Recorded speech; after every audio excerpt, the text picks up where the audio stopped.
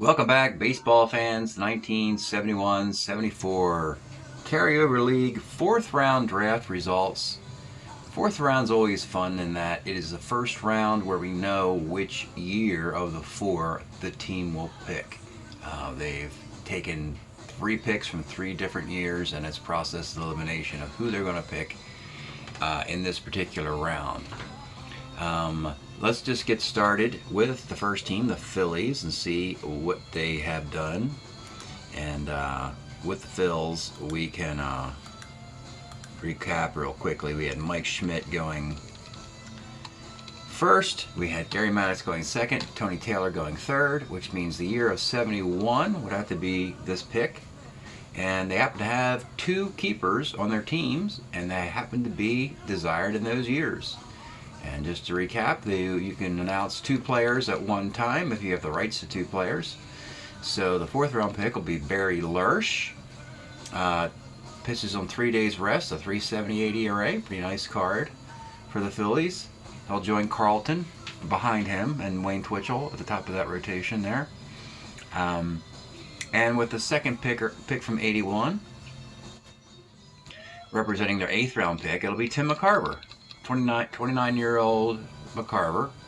It's 278, 730 on base percentage, 730 OPS. I mean, so McCarver looks good. Lersch, and again, just to recap.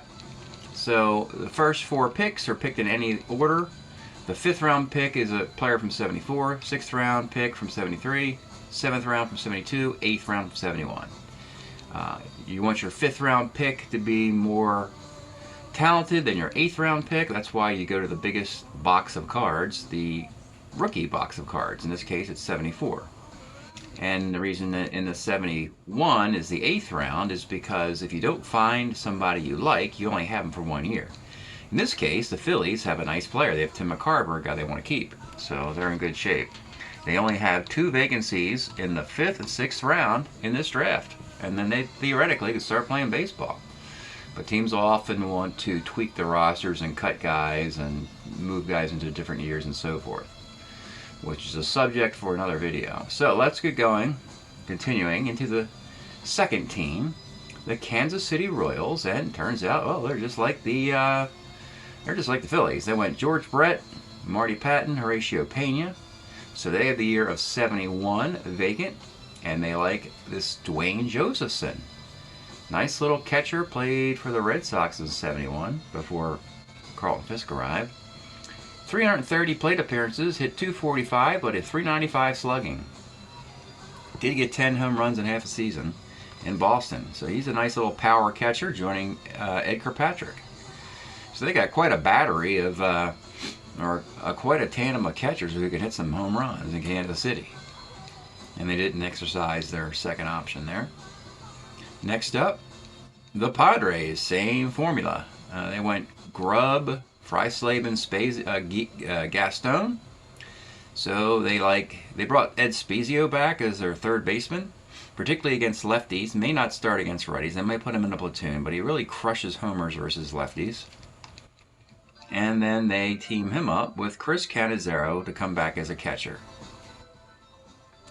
Trivia question: who was the first All-Star for the San Diego Padres? You guessed it, it's Chris Cannizzaro in 1969. Okay. Next up, the New York Yankees. And here, the order is a little different. They went with Doc Medich in the first round, Elliot Maddox, Roy White. So the vacant year here is 1972. And they went into free agency and found Tom Hutton. 26-year-old Tom Hutton, a very slick fielding first base, left-handed batter, good for Yankee Stadium. They don't care that he is so-so against left-handed pitching, or he doesn't have a lot of power. They mainly got him for his glove and his left-handed bat, and that would be the only pick from 72 for the Yankees. Picking 5th, the Expos, and they also had to go in the year of 72, and they needed to get a left-handed pitcher. They only had one on the whole darn team, so they got Mickey Scott. He pitched for Baltimore. This is where teams go when they're looking for a pitcher. They go to Baltimore. I only had 23 innings for the Orioles in 1972 with a 274 earned run average. Mickey Scott. Eventually, I think he ends up with the Cubs in the middle of the decade. And that's their only pick. You'll often see notes here of what I predict teams may do in future rounds, handwritten there, or typed in there. The Cubs. They went Billy Williams in the first round, Bill Madlock in the second round, the Carmen Fun Zone, a fun pick in the third round, and then they decided they wanted another catcher to team up with Randy Hundley, and they found Jerry May. Jerry May, 252 catcher sitting out there, and 249 at-bats. Has a decent throwing arm, as does Hundley. And they still have, they technically have their team done because the only two roster spots left, they have keepers Jim Hickman and Don Kessinger for those allotted spots in either order. So they probably know who the roster is at this point if you're the Cubs. All right, Team 7 is Seattle. And this pick wasn't a particularly nice pick at all. They took Bill North, Danny Thompson, Jim LaFay. Cupboard was kind of dry in 74 for Seattle. And this is the first kind of ouch pick of the draft. They had to settle for Mike Phillips, a left-handed hitting 23-year-old infielder who can play all three positions. But he only hit .219. At least he, as a left-handed batter, he's decent against righties. Not good at all against lefties. They might seek to improve this in undrafted free agency. It's a case of you drafting a guy in a specific year because you have to, and then in undrafted free agency you have a little more flexibility to tweak your roster through all 4 seasons, and you might find that you end up cutting Phillips after drafting him here. That's something, well, it's something that teams do in the NFL. They'll draft a guy and he doesn't make the team. He gets cut in training camp, and an undrafted free agent takes his place. So that's what happened. And they double that up with a keeper, Skip Pitlock. Pitlock's a lefty reliever, and Seattle really has filled all its roster spots in this draft already. They could theoretically start playing baseball right now. We think they're going to have to tweak some things. They might have too many players at one position, not enough at another, so forth and so on. But they got 20 guys. Now they just got to sort them out and see how they fit. Portland. Oh, this is a nice pick. So after taking Bob Montgomery, Tommy McCraw, and Frank Robinson, they finally took a pitcher. This guy's pretty decent, actually.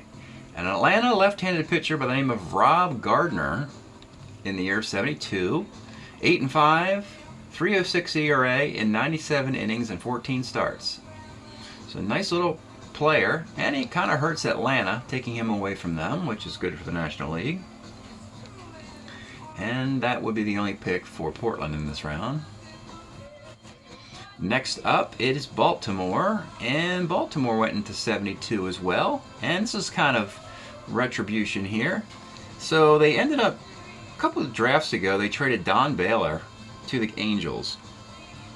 Which, Don Baylor started with Baltimore, was in Oakland, then he went to the Angels. We kind of speeded things up drastically, and he's already on the Angels. So the Orioles raided the Angels farm system and took Leroy Stanton as a corner outfielder with range and an arm and a questionable bat. At least he can hit lefties okay. And that's what Baltimore wanted. They wanted defense. They had Al Bumbry as a 4. So now they got Lee Stanton as a 2 defense, joining Paul Blair and Don Buford in that outfield. Nice little pick there for Baltimore. And now they still have 2 more spots to fill. The Florida Marlins had one more keeper, and that was 72. And they decided on Jose Pagan. Will probably DH, play some in third, some outfield, 252.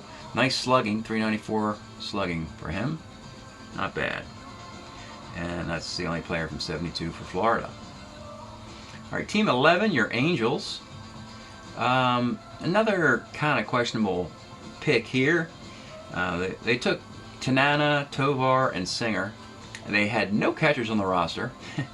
So they found a catcher from 72 who played for the Angels. And I tried and do this. When all the catchers are the same sort of mediocre or bad, I try and at least align the team choice so it matches. And so Art Kusnire, it says White Sox here, but he was actually for the Angels in 72. Got redrafted to the White Sox. But anyway, he actually played in Major League Baseball for the Angels in '72. And he can at least be a catcher versus left-handed pitching. And they should be able to find another catcher in a different year. This is, again, just like we saw earlier with Mike Phillips. Kind of got locked out in a year that they didn't want to be drafting in '72. Not a good year for picking players in that area. And they still have to take another one. Plus, they have a '73 and '72. 2 more guys for them. All right, the 12th team, Ohio players. Oh, this is great. They got 2 catchers. It's great. They took Chuck Hinton, who was put on waivers by the Ohio players. This is what happens a lot of times. You put a guy on waivers, and then you just bring him right back. And so Ohio players waive Chuck Hinton. They bring him back. They actually have a need for his catching ability. As a utility player, can play all over the place. Still has the power. He had 5 home runs and 147 at-bats. 374 slugging. It's not bad. And they teamed him up with another 71 player, Elrod Hendricks. Elrod, 250. That's a high watermark for him, and a 386 slugging. Very similar tandem of catchers. 37-year-old Chuck Hinton and 30-year-old Elrod Hendricks to the Ohio players. All right, the Giants. They had a keeper available in '72. So after doing McCovey, McDowell, and Mike Caldwell, Jesus Alou will be a corner outfielder on the Giants this year. Hit .312. Was a pinch hitter. 102 plate appearances, but in this era he'll be a DH and corner outfielder. And yeah, Jay Alou will play for Houston during this time. He'll now be a Giant. They have a 3rd catcher on their roster they're dangling in a trade. That's J.C. Martin. They have J.C. Martin, Dick Dietz, and Fran Haley. 3 catchers. So San Francisco is probably still going to have to deal in this draft. Detroit Tigers next on the clock. And the Tigers, oh yeah, 72 again is the year. By the way, if you're hearing a lot of 72s, it's because through the first 3 rounds of the draft, it was the least selected year, which comes as no surprise. Just to give you some idea of how many cards were taken in each of the years. I can do this here real quickly. 71, of the 32 players you could take, 24. In 73, 27. In 74, 29. But in 72, only 16 players were taken. So I kind of mentioned earlier that 72 is a weaker year. It just seems there's a lot of mediocrity. So that means that 16 of the picks in this video will be from the year of 72. And Bill Freehan, -2 arm catcher. They have him in a platoon with John Stevenson. Freehan's only 30, only for a team who has a bunch of older players like Al Kaline. They got 31-year-old Willie Horton. They have Northrup. They have McAuliffe. Yeah. So Bill Freehan, nice year for him. 262, 755 OPS. Next up, Colorado Rockies, and they, of course, went to 72. And you're seeing something you haven't seen before, and that is a red shade here. And the code is R, as Terry Crowley was put on retirement. He was put on the retired list because he may not have had a card eligible in the year of 71. That will automatically put you into retirement. But he comes back out of retirement in the year of 72, and Colorado picked him up, and his numbers are pretty decent. He had 11 home runs and 283 at-bats, and probably the most playing time he ever had in a season that I can recall, mostly as a pinch hitter. 724 OPS, corner outfielder, 4+1 E2. Can beat, of course, the DH in the National League. So Crowley as a DH in the National League, not bad. Can't hit left-handed pitching, as you can imagine. One-way player, but that's fine. And he fits the profile of a Colorado player. Homers and walks. Terry Crowley, nice little pick for the Colorado Rockies there. All right, next up, the Arizona Diamondbacks. They had the box of 1973 open. They needed to get a right-handed reliever, and they found a guy in their box of 73, and it was Dick Bainey. Dick Bainey actually was a Cincinnati Red, but he only had 30 innings pitched. to a 293 earned run average. Nice pitching in this draft for Arizona. They took the 203 ERA of Zahn, the 298 ERA of Steve Stone. So Arizona doing some nice stuff. Actually, all the expansion teams, I like all their players. Arizona, Colorado, Las Vegas, and Portland. All the teams in that Mountain Time Zone are having pretty nice drafts. So that should be a fun division this year. All right, Texas Rangers. Could you believe they had 4 different options in the year of 71 alone? They had 4 options. Those 4 options were Frank Howard, Bernie Allen, Tony Gonzalez, and Dave Duncan. They had all those guys as keepers. They can only keep 2, of course. They decided to simplify things and just take Frank Howard for now. And they did. Frank Howard, full season, 633 plate appearances, 26 home runs. He's still 840 OPS. He's getting up there. He's 34 now, and he's getting to be, pretty much a DH only. Maybe not. His OPS against right-handed pitching is not particularly fantastic. It's all against lefties most of the time, but good enough for the Texas Rangers. Adding to that gaggle of slugging corner, slow-footed players like Mike Epstein and Tom Grieve and Jeff Burrows and Frank Howard. So they also, they left the other 71 vacant because they wanted to decide. They have the rights to these guys, so they're not going to lose them. And they may find out a team wants to trade for them. So they left the other 71 spot vacant as a strategic maneuver. There's no need to hurry up. Pittsburgh Pirates. Oh, a great pick. So they started with the 4 keepers, Oliver, Clemente, Sanguillen, Bob Robertson in the first couple rounds. They went out in 74, got a young Frank Tavares to play short. But in the year of 73, they found a free agent pitcher. This is a very clever move by a team that needs an edge. Just relying on the Pittsburgh pipeline to get you that 71 World Series championship has not proven yet. Matter of fact, they haven't made the playoffs in the last couple of years, which has been incredibly disappointing. So if they really want to win that 71 World Series, they got to do it now. And they found 1973 Alan Foster of the Cardinals, a division rival, just took him off the Cardinal roster as a free agent, as the Cardinals did not exercise the option. They had too many right-handed pitchers on the Cardinals, so they lose Alan Foster. And the Pirates get him. 3.14 ERA. He pitches on 3 days rest. And the good thing is now, Bruce Keeson, they want to move him into the bullpen, where he is more dynamic as a right-handed pitcher to get righties out. So it makes their bullpen better, moving Keeson there and putting Alan Foster in Keeson's spot in the rotation, joining Jim Rooker, Steve Blass, and the other guy. Can't remember who the other Pirate starter is. I can look over here real quick, I guess. Pittsburgh's other starter. Oh, Bob Moose. Yeah, Blass, Moose, Jim Rooker, and now Alan Foster will take over for Keeson. Keeson will go to the bullpen with Ramon Hernandez, Dick Kelly, and Dave Justy. So great Pirate pitching. And with bringing back the Big Four, this is it. This is like a World Series or bust year for the Pirates, and we've heard that so many times. When you play in the same division with the Cincinnati Reds, boy, it makes it tough. This is the best division in this sport right now, because the Cubs and Cards are good as well, and the Reds and Pirates are on another level. All right, and here are the Cardinals. Well, they didn't seem to mind too much that they lost a right-handed pitcher, because they needed a left-handed pitcher all along. So Foster wasn't going to help the Cardinals.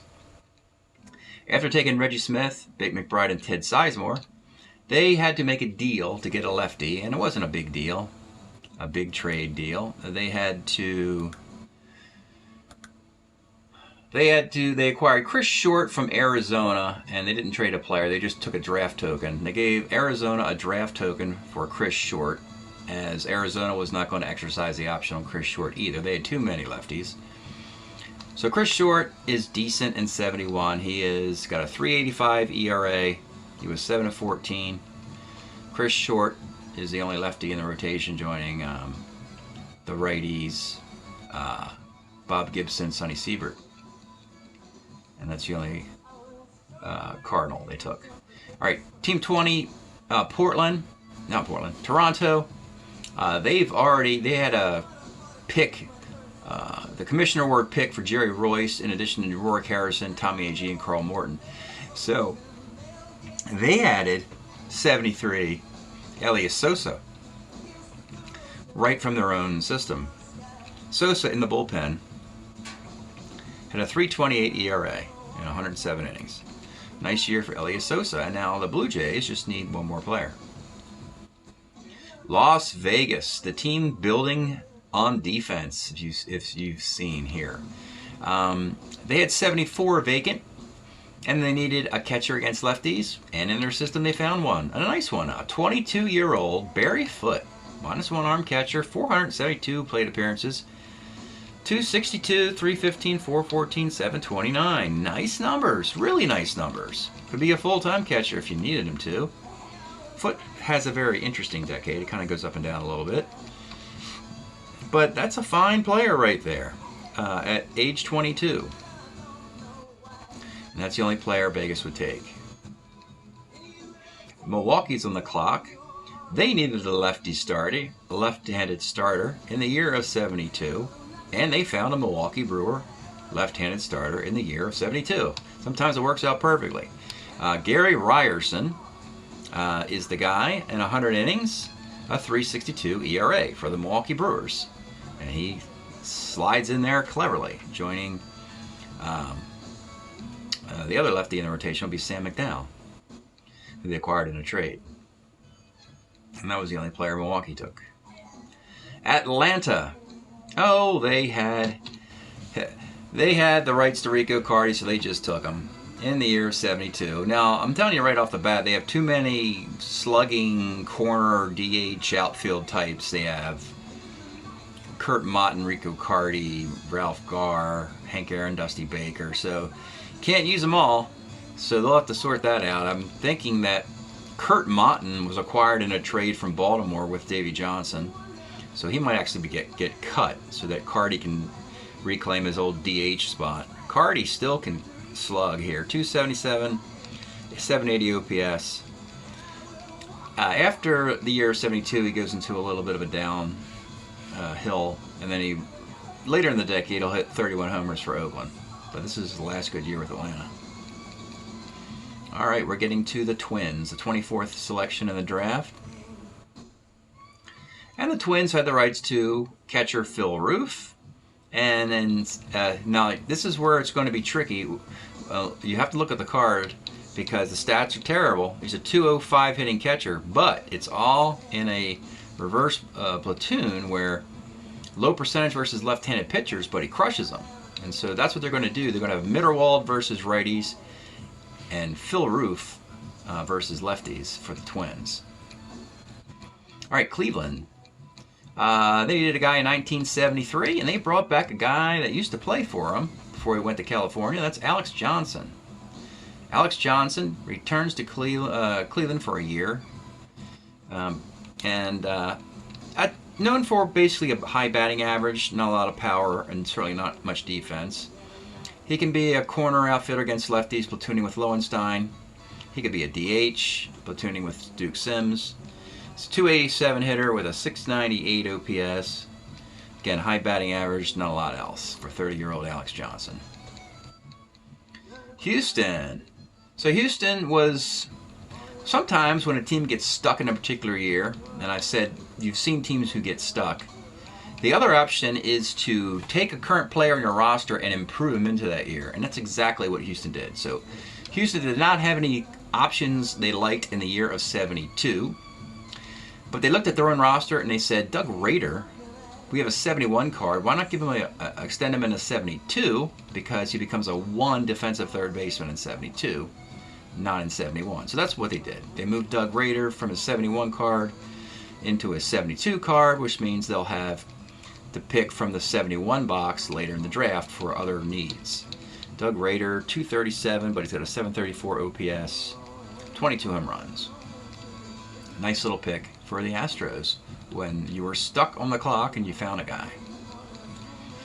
I think he's the only improvement in this round, I believe. We'll see a lot of this sort of stuff later in the draft when it's like finding a needle in a haystack. The draft starts to slow down a lot when it's not so obvious who you're going to pick. All right, Boston Red Sox. Oh, yeah, they're doing some great stuff there in Boston. Yastrzemski, Dwight Evans, Rick Miller, Rico Petrocelli. In the offseason, they acquired Ted Abernathy in that Reggie Smith deal. He's 39 years old in 72, but dude can still pitch. 58 and third innings with a 170 earned run average. Ted Abernathy, one of those late age pitchers you could pitch into 39, 40 or 38, 39, just like Grabowski and Wilhelm and all those old guys. They can pitch late into their career. Abernathy joins Boston's bullpen. Very good move there.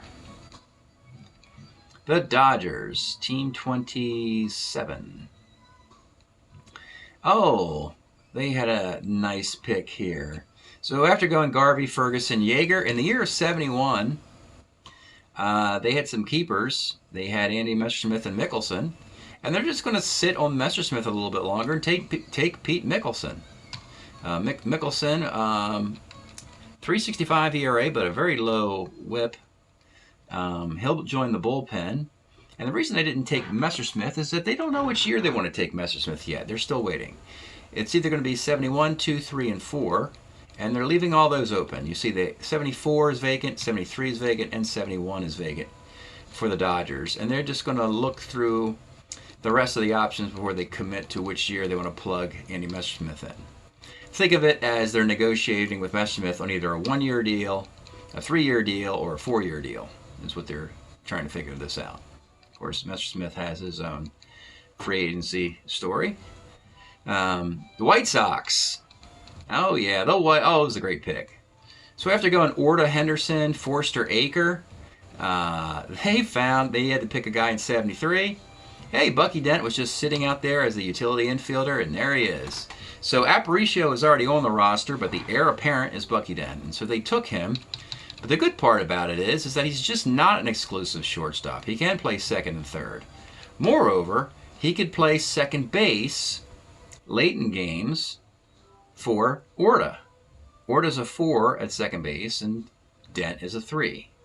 So that helps the White Sox there. All right, New York Mets. They started this draft with Willie Mays. Then they got Wayne Garrett, Jerry Grody. And after watching Atlanta's recent spate of events and getting concerned with the division, their grasp on the control of the division, they said, we need to go get a slugger if we can find one. I know we have Dave Marshall in right field, but here's a nice theft. This is probably the smartest of the 4 picks they've made. They stole Bobby Darwin, a 29-year-old right fielder from the Minnesota Twins. In a full season, hits 22 home runs, 442 slugging. And the 22 home runs, it's not like the 40 home runs the Braves get, but 22 is nothing to sneeze at. Much more power than Dave Marshall. So they boast Cleon Jones, Willie Mays, and Bobby Darwin all hitting 20-plus homers. I don't know if Cleon hits 20. He might hit less than that, but Darwin's a nice pick. I like that for the Mets. All right. Last 2 teams, Oakland A's. And Oakland, they got a gift. That's not really a gift, it's their own dude. But he was just sitting there in 72 box, a left-handed pitcher, Dave Hamilton. It says Cleveland here, but he played for Oakland in 72. So 24-year-old Dave Hamilton will go to Oakland. This team struggled in the World Series. The lefty in the bullpen was Rick Austin, who was not very good. So he gets replaced by Dave Hamilton. He'll join Bob Locker and Ken Boswell and Raleigh Fingers in the Oakland bullpen. And finally, your big red machine. They didn't draft a most valuable player in this round or the last. So after starting this draft with Johnny Bench's MVP year 72, Pete Rose's MVP year is 73, and Tony Perez's 71 year, which is pretty nice. They went and got the first of the next crop, the next group of guys. They didn't go Foster, they didn't go Griffey. They started with defense, and they went Cesar Geronimo. 74 Geronimo, 281 in a full season, and yeah, he's a 1 -4 in center field. They still have the rights to Bobby Tolan. Now, Tolan could be a trade chip, or they could kick Tolan in a right field. So that's the luxury the Reds have. And doesn't matter if you let Tolan go, they'll just plug Ken Griffey or George Foster in the right field. So it's just not a big deal to the Reds. They just let the draft come to them. And you notice that the Reds are the only team in this that have not doubled up on picks. They're just going to sit around and wait and see what's on the table. They're not in a big hurry here. They just sign the MVPs and just retool the machine, and they'll get 4 more players in this draft. But probably the most least interested in gobbling up players at this point. That concludes the 4th round of the draft. So after this, we'll just have a cumulative video of picks in the 5th, 6th, 7th, and 8th round of the token round. Thanks for checking this out, and we'll see you next time.